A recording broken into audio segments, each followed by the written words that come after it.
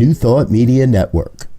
We are a global broadcast network of positive music, media, and entertainment, inspiring humanity's evolution along the journey of enlightenment and creating a world of love, peace, empowerment, and prosperity for all.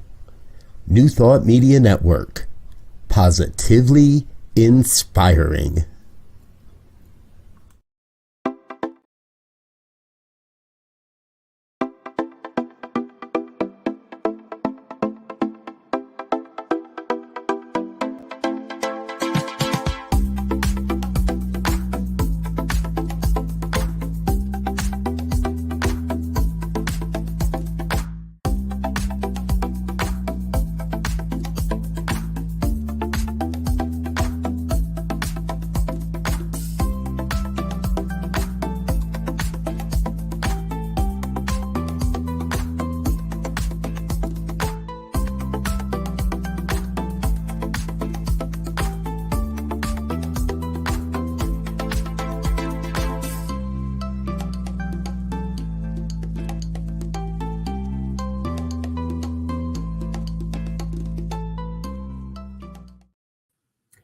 Hello and welcome to Global Focus Today. I am your host, Reverend Sharri Johnson. And as always, I have amazing guests today. I have two guests and they are, well, the definition of this program is unique, but they are just amazing. They have something I didn't know existed, an interfaith center with interfaith congregation. Not just centers that are connected to each other in an interfaith group, but an actual interfaith center. So they have a lot to say, and I'm going to shut up and let them talk. They are Reverend Dr. Stephen Albert, who is the director of the World Interfaith Network, and Reverend Dr. Abigail Albert, who is one of the co-founders of the POA Interfaith Team, referred to as POINT, which I kind of like acronyms, so that's really cool. And I want you guys to tell us how you got started. You can take turns. Don't talk at the same time because then I won't be able to keep up. But tell us where it came from, how you got started, and we'll go from there. Okay, I would like to start with this. Go. The POA Interfaith Team we lovingly call POINT because we call POINT Interfaith Team because right now we have members all over San Diego County, so it's not just a city anymore, not just POA. But when Steve and I first moved to POA in 2003, we had our small church going called Child Centered Church. But a year later, we saw this little ad in a newspaper, and it said, the local Baha'is are inviting you to help plan the World Religion Day. And that happens, I believe, the third Sunday in January every year. And I looked at Steve and Steve looked at me and we said, what's a Baha'i? So I said, well, why don't we go and see what this is all about? So we went, and at the time it was at a Coco's. We had a little dinner with them, and oh my goodness, they were the most delightful, wonderful people you could ever imagine. Shared a little bit about their faith, and then the leader of the group asked me to speak for their World Religion Day as a New Thought minister, and she had an imam, a priest, a rabbi, Christian ministers. And we did this 2 years in a row. And after the second year, this basically almost the same people, we got together afterwards and said, you know, the community is hungering to know about who we are and the different faiths and cultures.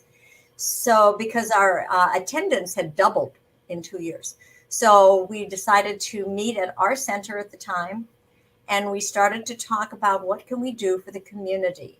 And that core group became the founders of the POINT POA Interfaith Team. And we've been going strong since 2006.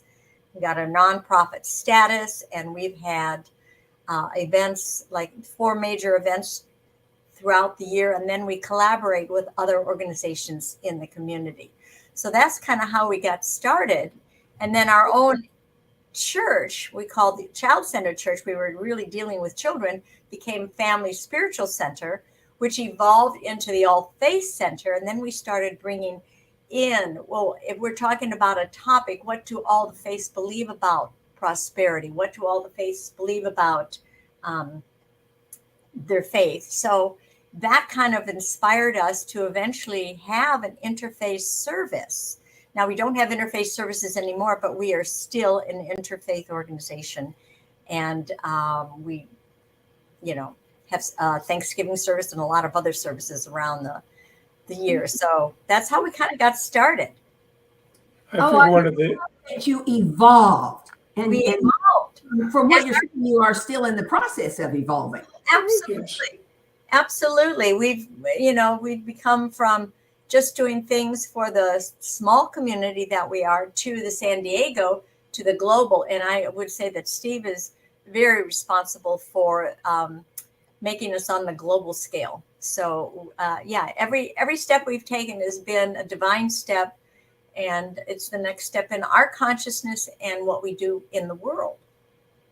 I think there is one thing that really stands out, and as the Poway Interfaith team started to do programs, we decided we would bring in somebody from a different faith every week throughout the summer. And the Buddhist speaker would come in and start talking about Buddhism. Well, all of a sudden, I get an elbow on my arm with Abigail saying, "Wait a minute, I believe all that. Am I Buddhist?" This would go on with a Sikh speaker, with a Christian speaker, with a Jewish speaker, with a Baha'i, with a Jain. It was absolutely amazing how much my arm hurt from all the elbowing that I would get. And what was even more interesting is as more people from different faiths came in, they would bring their food, their cultural food. They would bring in other people that would do dancing or music or something that you were immersed in a different culture and you felt so safe and loved, and they want to be part of you and you want to be part of them. Why can't the world do this? And a few years later, we heard about a conference going on in San Francisco. It was for the North American Interfaith Network. Now, at this point, we thought we were the only ones, maybe a couple others, doing interfaith work. And we traveled to San Francisco and found 100 people from all over the United States and Canada, and there were a couple from Mexico, doing our work. And more. And we said, this is incredible. This is what we want to do. But before we left that conference, people told us about the Parliament of World Religions. And we said, well, what's that? You have to be there. And it turns out that next year, was going to be in Melbourne, Australia, where Abigail and I wanted to go just to visit.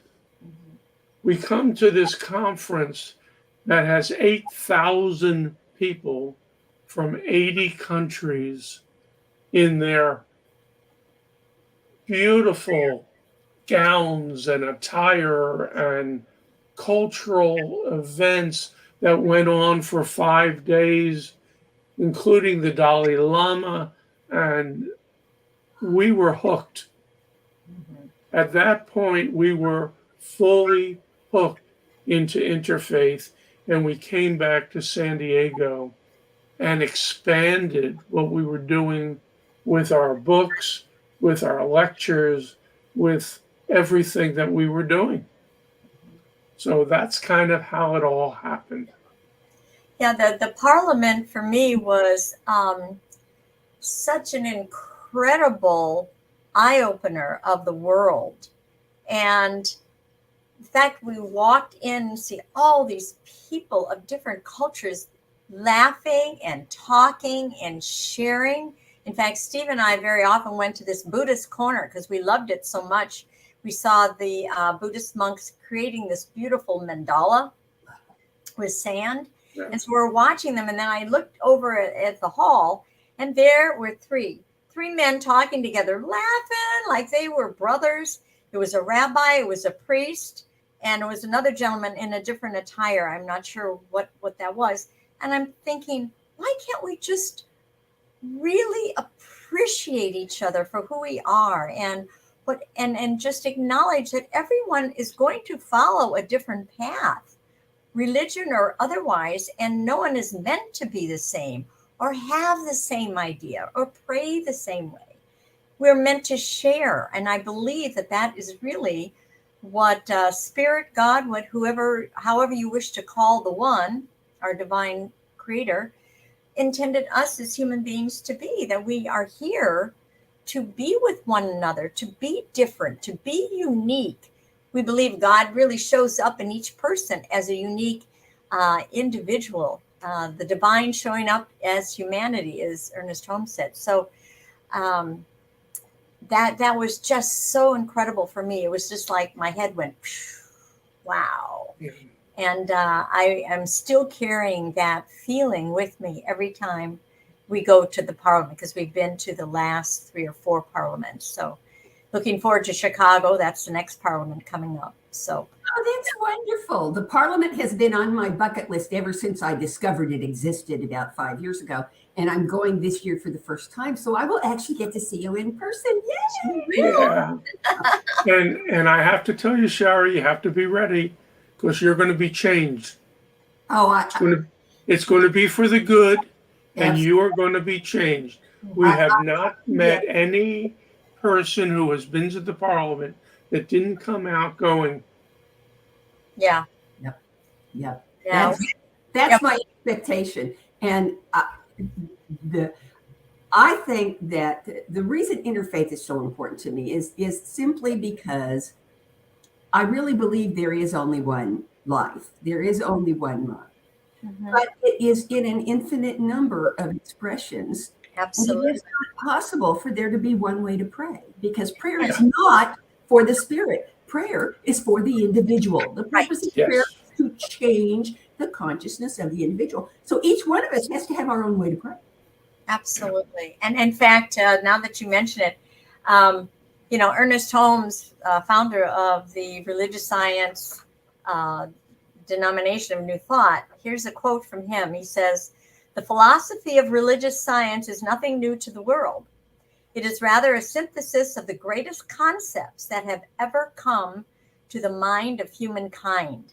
The laws of Moses, the love of Christ, the ethics of Buddha, the morals of Confucius, and the deep spiritual realization of the Hindus all find an exalted place in the philosophy of religious science." So our whole philosophy and faith tradition is based on a variety of other faith traditions that have really understood the principle of the oneness of us all. And that's where we believe there is the oneness of us all. And it's not just one faith, it's we're all one in all the different traditions. And that's a unique way of looking at it. And I think that is that kind of unique philosophy and way of looking at each other is the way that we can change the world. In religious science, we say there is only one. There's only one power, one life, one love, one wisdom, one intelligence. And then it's within each person. It doesn't say in that religion or that religion. It's in each person. And once we come to understand that truth, that's when all the divisions will fall away and dissipate, and the fear will go away too. I agree. My favorite Ernest, well, I have 2 favorite Ernest Holmes quotes, but the one that fits here is that Ernest said there is a golden thread of truth that runs through all faith traditions, and our job as seekers is to find the threads and weave them together into a fabric that can support any search, that can support any individual. And that's interfaith, is that fabric. That's exactly That's what I was finding out that summer when we had the different faith speakers, and Steve was saying I kept hitting him on the elbow. I believe that. So I was finding that golden thread as each faith leader talked about his or her faith. I found the golden thread. I found the commonalities, the similarities of the faiths. And it was wonderful. It was, to me, it just was, my heart just opened completely. I just loved it. And the other thing that began to happen is we started doing a lot of writing. And we wrote the Interfaith Manual, which is a big, thick 380-page comparison of 12 different faiths, including New Thought. And it's done by subject. So you look up love, what do all 12 speak about with regard to love? You look up mysticism, what do all 12, And I acquired this book? Oh, yeah. That particular book and its companion, which is the Interfaith Workbook, are going to be on Amazon in the next couple months. But right now, you can get them through us. Yeah. And how can you get email or website or? You can get them through the All Faith Center website, which we sent you the email, but we can somehow. I got it. There it is. Okay. Good. And or the WIND. Do you have it on your WIND website? Yeah, there it is on the bottom on the ribbon. Oh, allfaithcenter.org. Yes. And then I'll be ordering those. And the idea is, if you can look at all the different subjects, and there's 40, I think. Yeah, I think you're right. There might be 44, Nice 40 or so subjects. What does each faith believe? And so if you go into something, even men and women, relationships, what does each faith teach? You find the similarities. You find that, guess what? They sound the same. To the point where you are no longer alone. And if there's one thing we've tried to do with our writings and lectures and talk, whatever, is to show people they're not alone in believing what they believe. If you're sitting, when I was writing my first book called Peopleism, Believing in People, and that goes back to 1985, I had the honor of having lunch a couple times with Jill Jackson Miller, who wrote Let There Be Peace on Earth. And during our lunch, she emphasized that the greatest problem in the world today is loneliness, that people feel alone. And whatever you can do to bring them in and show that we're one, that you're not alone, you're doing a greater service to the world. And so that's been kind of the essence of what we've tried to teach people over the years with our many, many books. And you can see some of the books behind me. We have authored just our 20th book just recently, and that is not as much interfaith as it is inspiring people to get away from people who have told you, no, you can't do it. And that's called Ignore the No. That one is on Amazon now. And the beauty is, how many people were told you're not good enough? How many people were told, oh, our people don't go to college. Oh, you're a woman. You have to become a housewife. Yeah, and on and on. How many people's dreams were shot down by an adult who said you can't. No. And I have been incredibly fortunate in my life that I have been told no so many times and said to the person telling me no, I don't care what you say, I'm going to do it. And because of that, I did it. I had a high school counselor that asked me what I want to do after high school. I said, I want to be an architect. She said, Stephen, no, you can't be one. I said, I want to be an architect. No, you have a B minus average. And to be an architect, you have to have an A average. And you're not college material. She's told me I'm not college material. You don't tell a 16, 17-year-old boy he's not something. I ended up with 4 college degrees, including the ordination, and I taught college for 44 years. And you were an architect for 20. For 25 years, I did architecture. You know, I'm the oldest of 5 daughters, and my father used to say, don't ever tell Russell it can't be done, because she'll do it just to prove you're wrong. Yeah. Yeah. And so I really appreciate that. And so that's so important. The yes, Yeah. because I teach, the universe has a 1-word vocabulary, and the word is yes. The word is yes. The word is yes, with 3 exclamation points after it. And that is so very important. So I'm going to ask you some questions that I ask everybody, because that gives me a little bit of a pattern. But this one is really important. Do you target most ministries have a target? We work with the homeless, we work with animals. Do you have a target audience for your All Faith Center? And if so, how do you reach them? We invite people to meet people that are unlike them. And we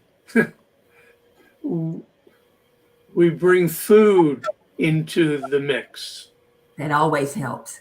It always helps. People have come just to try the food from the Jain organization or the Taoist group, or you've got to eat kosher food at some point in your life, and that kind of, it's a draw.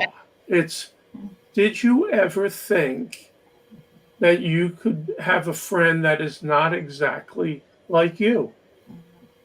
So what I'm hearing you say is you're tapping into the divine quality of curiosity. Oh, absolutely. In fact, the Poly Interfaith team a few years ago, before COVID, we invited the members of our organization and beyond that to invite a student, a high school girl or boy, young man, young woman, if they were willing to partner up with another person that was not of their faith, and they would go to each other's faith services. And we did that. We had partnered a Sikh with a Hindu, or the Jewish boy with the Muslim boy. We partners different faith traditions with, I guess the couples must have been maybe 6 or 8 couples, different faith traditions.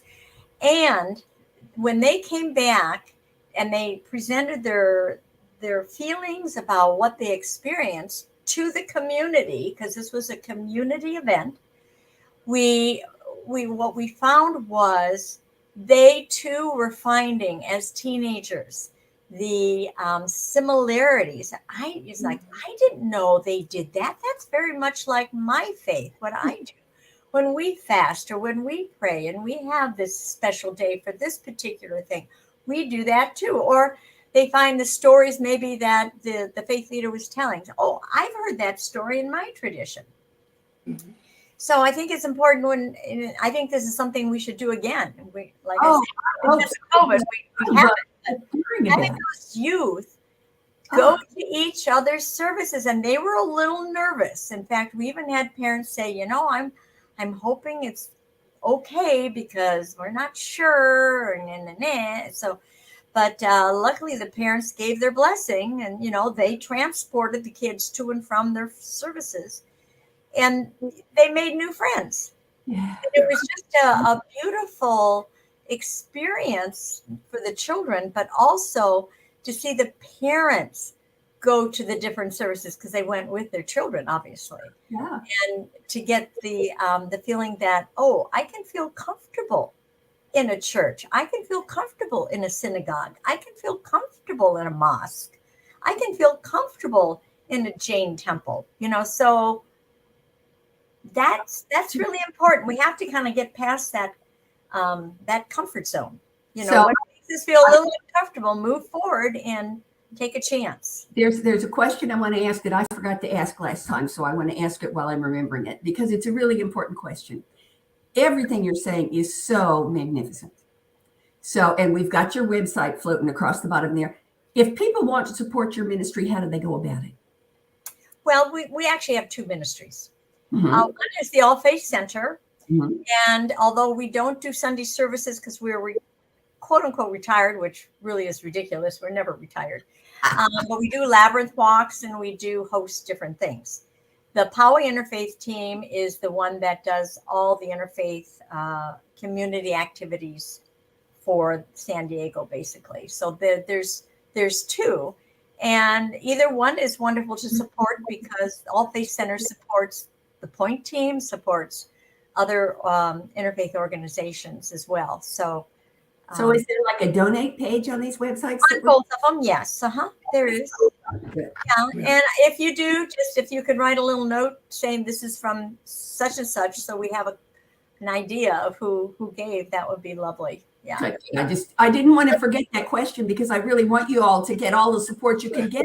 Oh, thank you. That's so curious to listen to the talk that I forgot to ask, so I wanted to make sure it was. We've got two events coming up, one through All Faith Center and one through the Point Interfaith team. And I'll share the All Faith Center one first. We're going to have World Labyrinth Day coming up the first Saturday of May. And that happens every year through the Labyrinth Society. May the 6th. We're having it at our place because we have a labyrinth in our backyard. And another minister and I, Reverend Michelle Engels, a New Thought minister, she and I will be co-facilitating that. And not only will we walk, and the beautiful thing about the Labyrinth Day is that everybody who has an idea about a labyrinth and walks the labyrinth all over the world at 1:00, they will be walking their labyrinth. So you can picture this wave at each time zone, walking the labyrinth around the world. And so we are connecting worldly with people that day. So we, invite people to come and join us. We'd love to have you. And then the Poway Interfaith team has a fun picnic and I don't like to say the word picnic, but a potluck where we're inviting people all over the community, all faiths, all cultures, police, fire, you name it, and bring your families. And we're going to have a potluck at Lake Poway and games and activities and art activities. So those are two activities, two different groups putting on two different events. I love it. May 21st. Love it. The labyrinth is my apps. I didn't even know that a labyrinth was a meditation the first time I did it. I just knew I loved it. It's called a kinetic meditation. I love a labyrinth, and there's one near me. There's one at Unity Village that I'll be walking on May the 6th. Yes. Brand new one. And walk that one. Yeah, we will. Now I have 3 questions that I ask everybody, and I'm going to ask you individually because you have individual things that you do in addition to your joint things. So I'm going to ask you individually each one. And here's the first one. How does your ministry support, enhance, encourage, pick your verb, conscious evolution? You go first, Dr. Abigail. Oh, wow. Well, I believe that, places like this where we have a platform to share that helps people when they're listening. Every time we have an event, we have the opportunity to share, and people they'll get the aha moment. Oh, I didn't know that. Like the youth going to a different service they've never been to, or me hearing a speaker I've never heard from a different faith. Every time we can go out in the community and present different cultures, different faith traditions, learning people, it's important to learn this, to understand this, and to be willing to listen raises consciousness. If we sit back in our house and don't go out and don't talk, nothing's going to happen.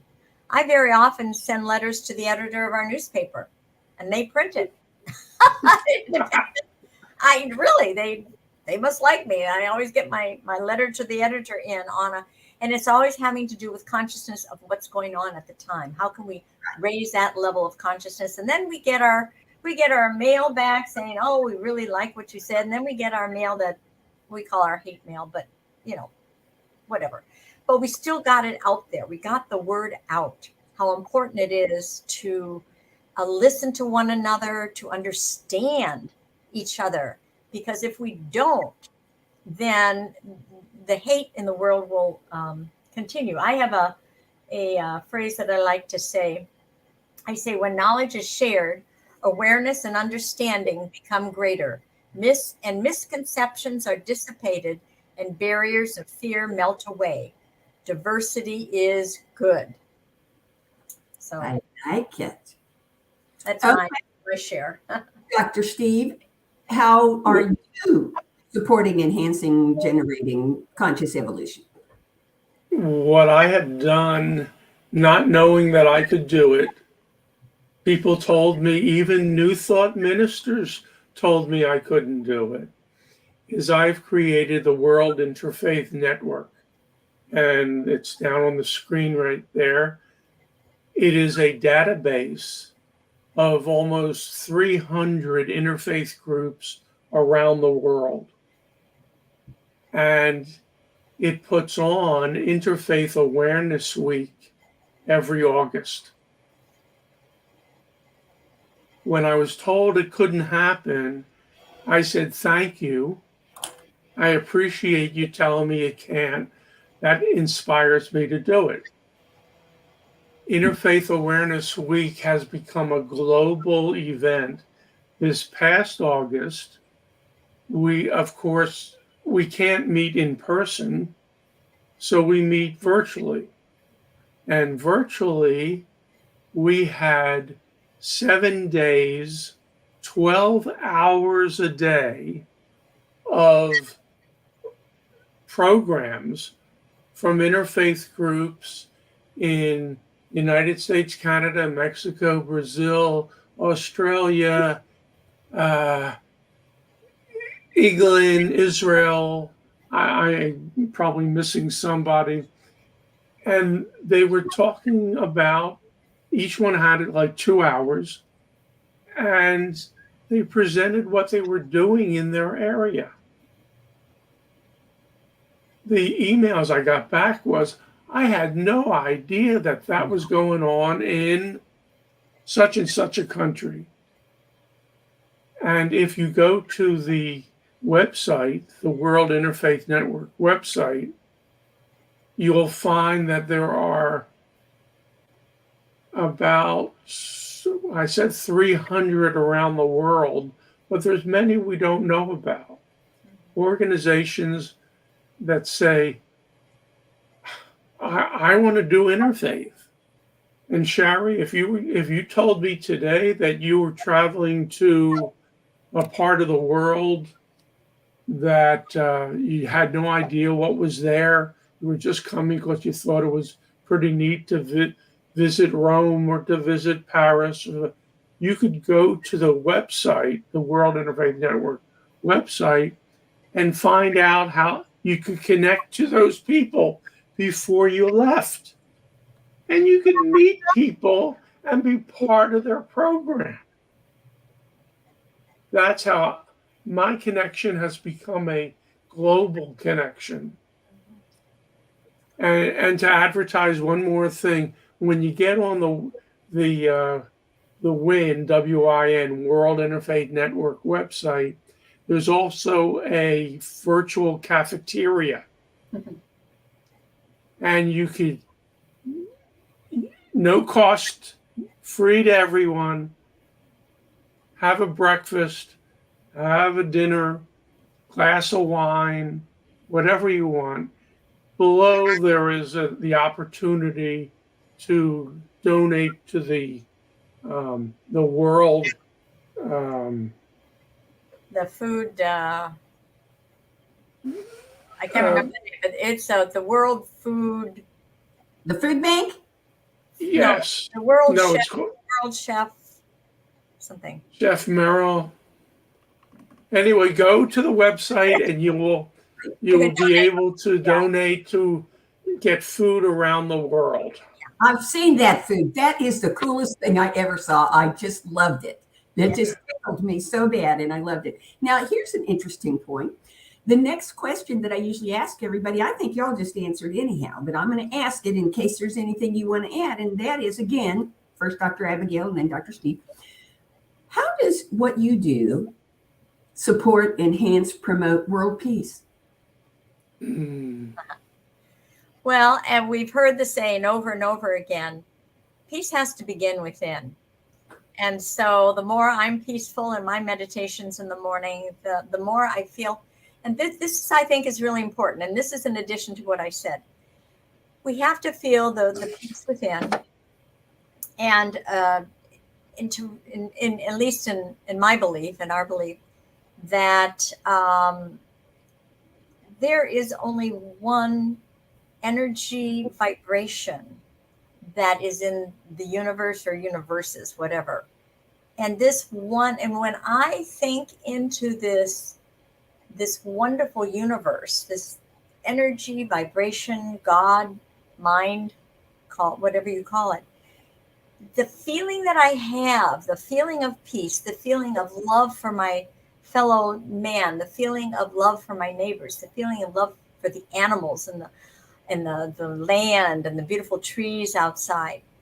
That energy and that vibration, that feeling of love just goes out from me and into everything. And I believe, like a drop of water in the lake, it ripples out.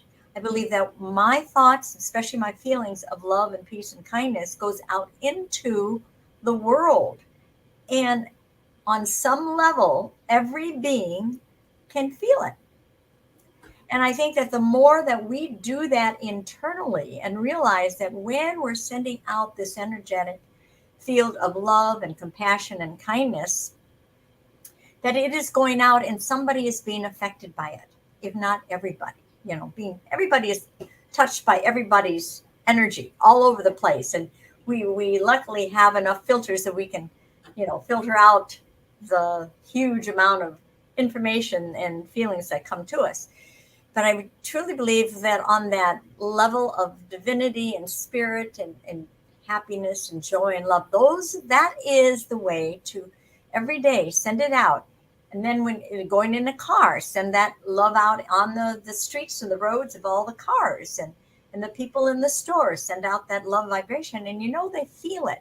And when you do that, you realize you're starting to get people smiling at you, or you're going to get the help. Like I do that in the store all the time. And as I'm going along, I see this long line to the, getting the food. I said, just bless all the people. And I know by the time I get up there, there'll be no line. And it works every time. So it's an internal thing, and you practice it and you use it on a daily basis. And that, I think, on an individual basis, how we can help internally, energetically, and spiritually. Absolutely. Oh, yay. Okay, Dr. Steve, top that. Well, as I have said for the last 23 years married to my wife, ditto. I love it. I love it. Now, I want to ask you another question here.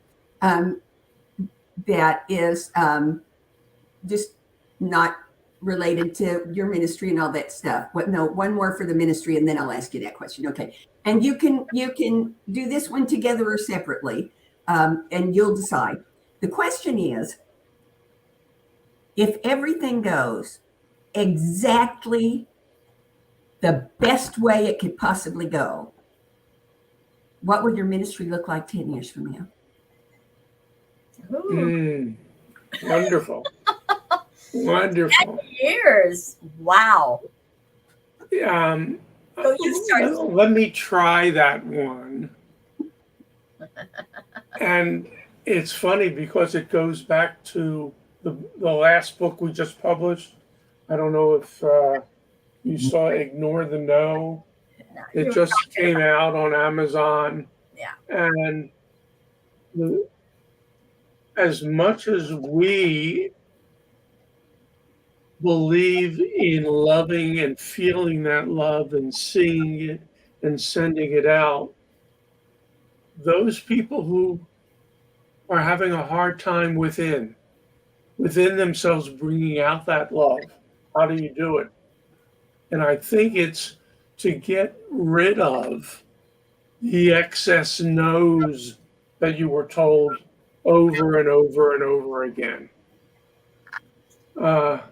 I taught college for 44 years, and too often I heard people who came up to me and said, you know, my parents told me that I could never go to college. Why not? Well, our people just don't go to college. And that feeling of I'm less, I'm not good enough, I can't reach my dream.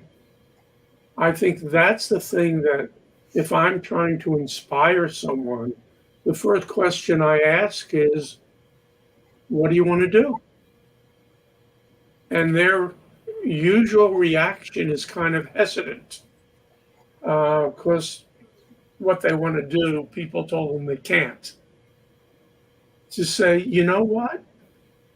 I was told a lot of times that I can't do something, and I finally did it.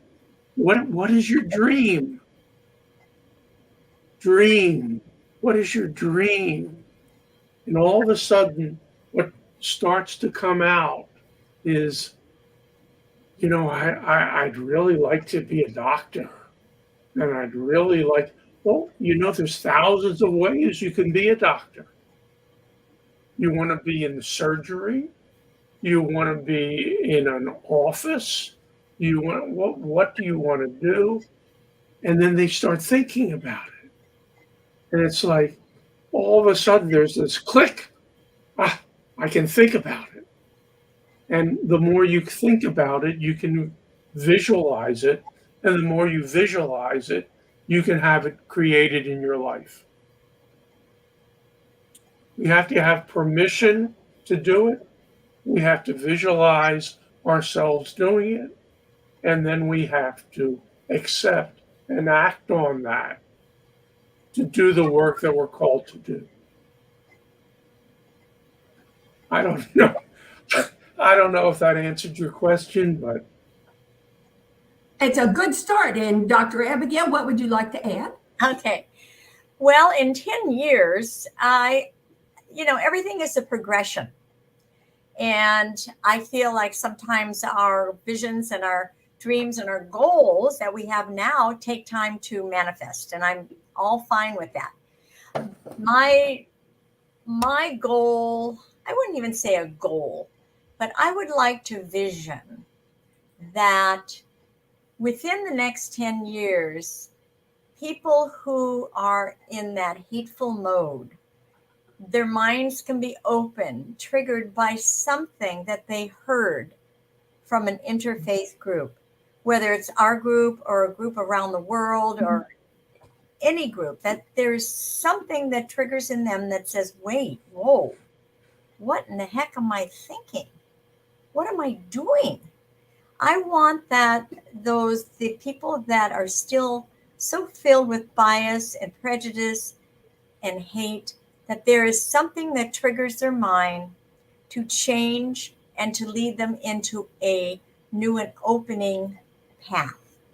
That would be my goal for humanity, and whatever I can do here to continue with talking to people, attending different events. So when people say, well, what's New Thought? In fact, I talked with a Jewish man last night and kind of explained New Thought.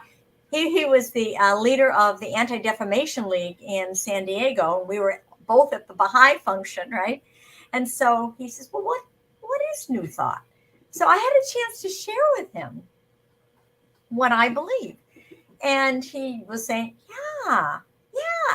So again, when you get to share your thoughts with somebody else and somebody else is willing to listen, that is a vision I have too, that people will start to listen and accept different ways of praying, different ways of learning, different ways of being, and just enjoy one another's company.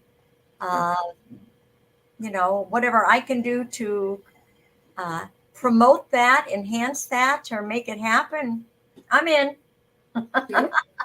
That works for me. Okay. So I just have one more question that I ask everybody. Okay. Will you come back? Yes. Okay, hold on. Let me get the calendar out. I don't let anybody get away without booking them. Okay. That way I don't have to worry about them forgetting. Alrighty. Got to get my day planner here. All right. The first opening I have is November the 7th. Oh, wow. I'm looking. I don't think. I think November 7th sounds just fine. Okay. Let me look. That's far out there. It would be our honor. We would love to come back. Well, I can hardly wait. Thank you. Now, don't go away. I'm going to say goodbye to our guests, our viewers, but I want to chat with y'all a little bit more before you leave. So, folks, come back next week. We have marvelous guest, Reverend Dr. Charles Geddes. His ministry is called Mind Your Own Becoming, and he is a hoot and a half and a delight and a blessing to the world, so I know you're going to love him. So don't miss it. Thanks. We'll see you next week. Bye-bye. Amazing,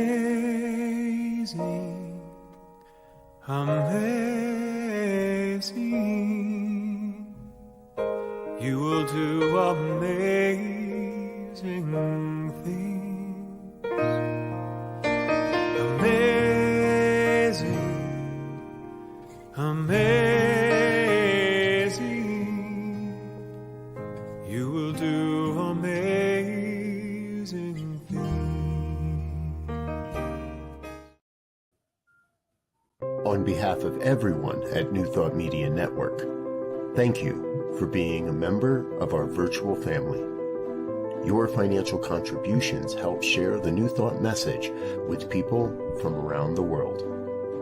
Please visit and contribute at www.ntmedia.org/donate. New Thought Media Network, come be you. And please like, share, and subscribe. Until next time, peace and blessings.